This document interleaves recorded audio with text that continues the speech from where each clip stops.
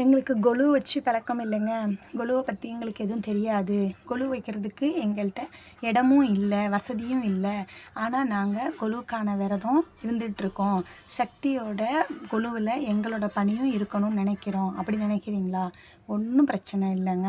உங்களுக்கு கொலு வைக்க முடியலனாலும் சரி, கொலுவை பற்றி தெரியலைனாலும் சரி, கொலு வச்சிருக்கிற கோவில்களுக்கும் கொலு வச்சிருக்கிற வீட்டுக்கும் நீங்கள் போவீங்கள்ல பூஜைக்கு, அப்படி போகிறப்ப உங்களால் இயன்ற ஏதோ ஒரு பொருள் வாங்கிட்டு போய் அந்த கொலுக்கு கொடுங்க.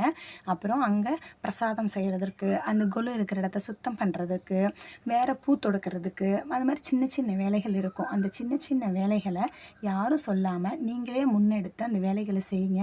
இப்படி செய்கிறப்போ இந்த 9 ராத்திரியும் நீங்கள் இப்படி சக்தி தொண்டு செய்கிறப்போ அந்த பராசக்திக்கு பரிபூர்ணமாக உங்களை பிடிச்சி போய் கொலு வைத்ததற்கானதை விட அதிகமான பலனை உங்களுக்கு நிச்சயம் அருள்வா. இறைவன் கைங்கரியங்கிறது மிகப்பெரிய விஷயங்க.